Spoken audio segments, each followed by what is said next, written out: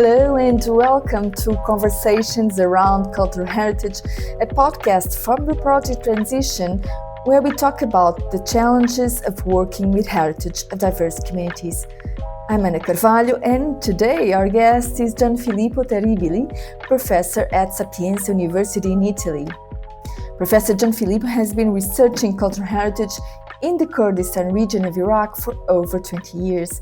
In this episode, he shares his experience working in this fascinating region and reflects on the many threats and challenges faced by its cultural heritage. Let's get started. Welcome, Gianfillipo. You have been studying cultural heritage from the Kurdistan region in Iraq for some years now.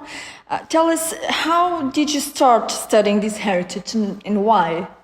Oh, well, actually, it's a long journey, because my engagement with the Kurdistan region in Iraq began almost 20 years ago, in 2006, when I was still a PhD student in the program of religions, history and philology of ancient Western Asia.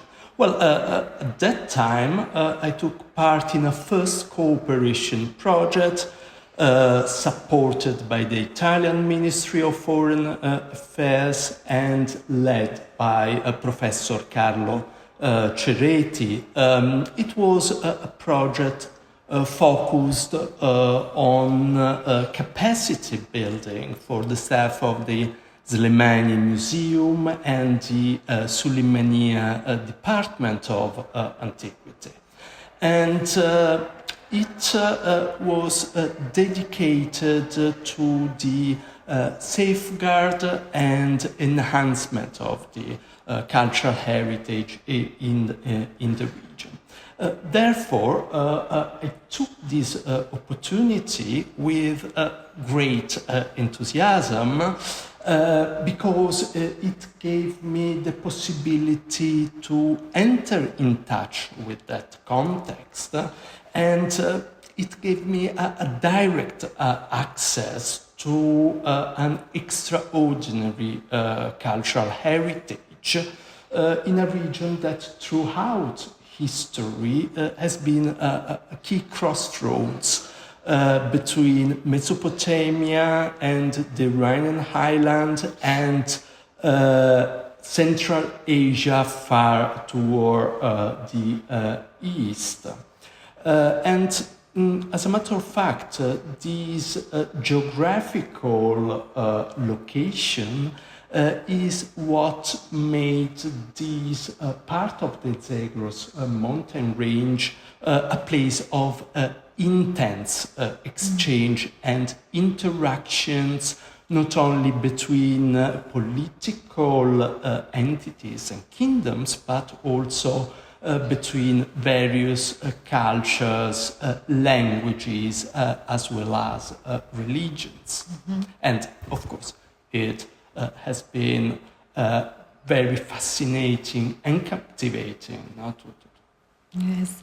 And can you give us some examples and tell us a bit more about the cultural heritage that you have been studying in the Kurdistan regions? Some examples so we can understand a bit more. Absolutely. Well, since the beginning, the main objective of Sapienza field activities has been the study of the archaeological site of Paikuli. And this is a site preserving the remains of a very imposing commemorative monument built by the Sasanian king Narse in the end of the 3rd century CE of the current era.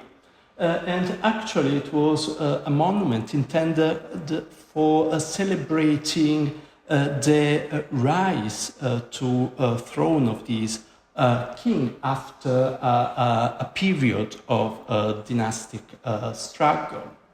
And the walls of this monument that, now are completely collapsed, but once held an extensive bilingual inscription in Middle Persian and Parthian languages, and graphic evidence that represents one of the major direct sources for understanding the Sasanian history and the political culture of late antiquity. Over the years, we carried out various expeditions and excavations at Paikuli, but we also managed to renovate two exhibition halls at the Slemani museums. And these galleries now display both the stone blocks of the inscription and the monumental sculptures representing King Narse. Thus, these spaces give public access to this remarkable piece of the region's historical and cultural memory. But as a matter of fact, our initiatives have always included the dissemination of best practices for the protection and promotion of Kurdish cultural heritage. And I have been personally, especially involved together with the colleagues Dr. Ghiath Rammo and Dr. Camilla Insam, who also join this project in organizing photographic exhibitions more focused on different thematic aspects of the region's heritage and its lively, vibrant religious landscape. More specifically, for instance, we curated some temporary exhibitions dedicated to the traditional houses of the citadel of Erbil. Of course, we dedicated also different exhibitions to our archaeological work in the region, and more recently to the Yezidi and Yarsan religious communities. Mm-hmm. And these exhibitions were hosted, not only in Italy and in Kurdistan, of course, but also in the United States, where in February 2025, we inaugurated at the Jordan Center of the California University of Rome a photographic exhibition entitled Sparks of Light from the Zagros, the sacred landscapes of the Yezidi and Yarsan communities. So, at least the title sounds evocative, but also the path of this exhibition was very engaging in my perspective, of course. And from your experience, what are the main threats to this heritage in your experience working there? Well, definitely there are still many factors that threaten this unique yet fragile heritage. For instance, some of them are global threats that have a deep impact across the entire world, such as climate change with the intensification of increasingly violent atmospheric events, as well as cultural assimilation and massification fostered by global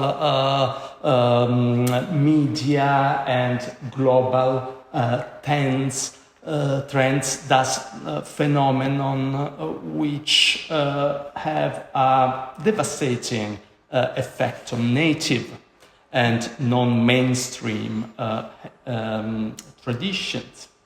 Other threats instead are more specifically connected to the regional context, starting with, of course, war and conflict zones, which in the recent past have seriously endangered both tangible and intangible heritage, and this was, the case above all with the destruction carried out by ISIS at archaeological sites like Nineveh and Hatra in northern Iraq, as well as systematic attacks against minority communities and more specifically the Yezidi community.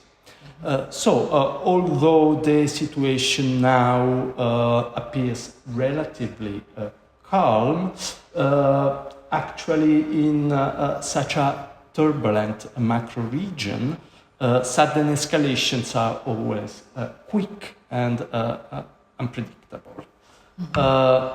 Moreover, looting and site depredation are now phenomena that are strongly opposed and contrasted by the government and local institutions dedicated to the management of cultural heritage.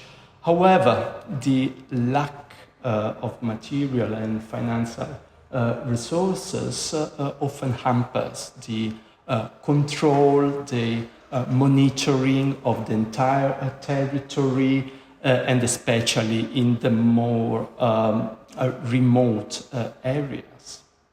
Perhaps the most persistent and challenging threat today is, let's say, land exploitation. Driven by unregulated expansion of urban settlements, but also the growth of business and industry activities. Therefore, national and regional laws aimed at protecting the integrity of the historical, cultural, natural landscape still need to be enforced and improved. And surely these aspects must be combined and accompanied by a broader and parallel process of rising awareness across the Kurdish and Iraqi society, because this is the key to maintain and render more effective the change and the development of this field. And if I may ask, in terms of preservation of this heritage, what methodologies can be, from your experience as well, what methodologies have been most effective or can be most effective to somehow overcome some of these challenges? Well, in my opinion, good results can only be achieved through full collaboration and dialogue with the Kurdish counterparts and local institutions. And indeed, our main and most lasting achievements in this field are the result of this kind of synergy. So, especially in co-designing best practices that can then actually be applied within the real context of that region. Now, besides and beyond the objectives of scientific research, some of the most effective approaches to heritage preservation are those linked to what is now called and known as public archaeology. So behind this label, we can see a broad field that includes activities engaging local communities in the practice and process of understanding and protecting historical heritage. So public archaeology promotes an active involvement of non-specialist audiences through, for instance, public lectures, shared activities, site tours, and the like. I mean, everything aimed at raising awareness about the richness and also the vulnerability of a communal resource like cultural heritage.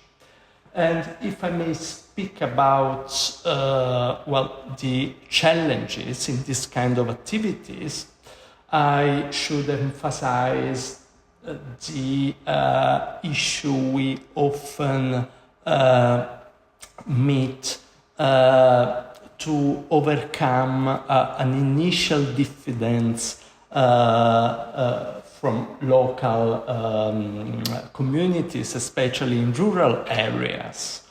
And I mean, in this aspect, the collaboration again with local institutions and stakeholders is crucial in planning the most appropriate and respectful as well approaches to engage with the population and thus ensuring a very effective communication.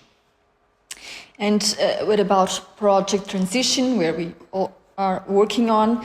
How can our project transition contribute in a way to preserve this heritage? Well, this point is closely connected to the previous considerations, because I firmly believe that a project like transition does aim at strengthening higher education in the field of heritage can have a significant impact on the whole society, both in the medium and in the long term.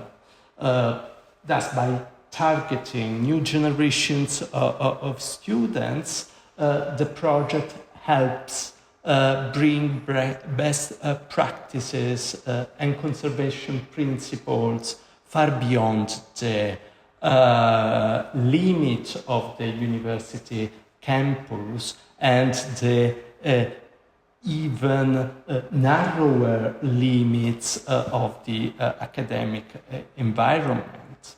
So quite the contrary. Students who are exposed to the value of cultural diversity and inclusiveness are likely to share these fundamental principles across different layers of civil societies. And moreover, this influence can assume even a broader dimension if some of these students then continue to pursue professional careers in cultural heritage and sustainable tourism promotion. So eventually, after decades, if not centuries of struggle, the Kurdistan region in Iraq is now looking toward, let's say, a brighter future. That's why I think that the transition project fits perfectly with this momentum development, because it actively contributes in supporting essential pillars of both the material and psychological well-being of civil society. So in this perspective, and thanks to the tireless collaboration of all partners, the project will be able to foster a fertile ground for sustainable development. Thank you, Gianfillipo. Thank you so much for your work. Thank you. If you'd like to know more, you'll find some useful links in the episode description. Until next time, thank you for listening.